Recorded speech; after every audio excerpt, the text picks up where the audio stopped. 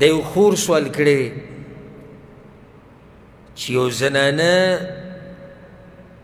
د جنابت په حالت کې د غسل نه مخکې د کور دا کارونه کولی شي او که نه پخلی شو ماشومانانو حفاظت کول شو نور د کور چې کوم کارونه دي دا کولی شي او که نه د غسل نه مخکې الجواب ګوره د جنابت په حالت کې یو څو کارونه ناروا دي مونځ طواف جومات کې پاتې کېده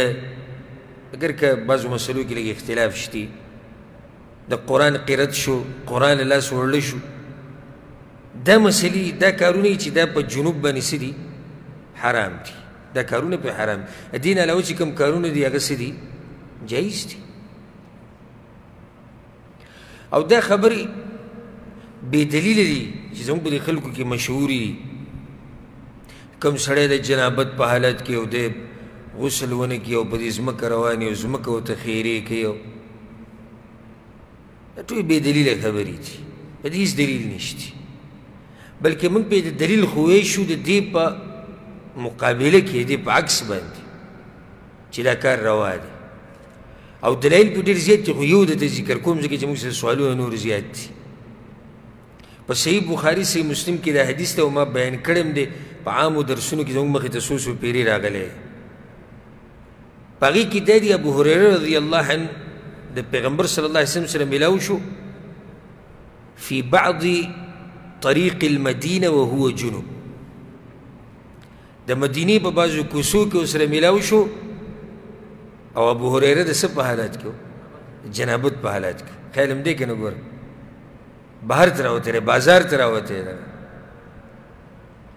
نو پیغمبر صلی الله علیه وسلم خو دا عادت و چې سړي لاس به یې نیولی و د ځان سره به بو ځان سره یې دیم روان کو دا ابو هریره رضی الله عنه ځان سره روان کو په یو ځای کې پیغمبر صلی الله علیه وسلم مصروفه شو فانخنستو منه وایي زه دې پټ شو لاړم غسل مې وکړو بیا رالم هغه دا مناسب نه ګڼله چې زه د پیغمبر سره ګرځم او د جنابت په حالت کې چې کله واپس راغی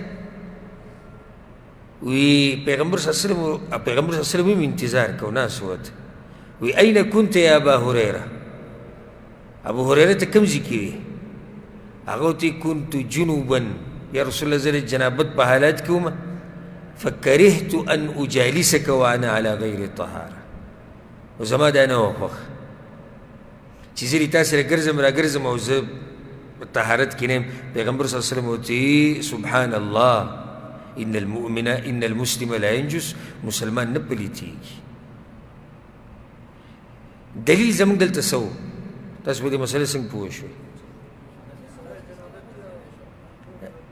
جنابت په حالات کې ابو هریره رضی الله عنه بهر ته بازار ته راوتی دی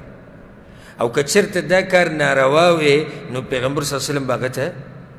هغه ته ویلی وی چې ابو هریره کار دی غلط دی کار دی څه دی غلط دی ته څنګه راوتی ویلی شي ها دا موږ وایو چې غوره دا مسله ما بیان کړې مشکات په درسونو کې چې غوره دا ده جنابت پسې سمدسته څه وکړي غسل وکړي که غسل نه کوي نو څه وکړه اودس وکړه چې د جنابت دې کم شي خو که یو سړی نه غسل کوي نه اودس کوي او دی ډوډۍ وخوري یا خبرې اترې کوي یا یو زنانه د کور کار کوي نو په دې کې څه حرج نشتي والله اعلم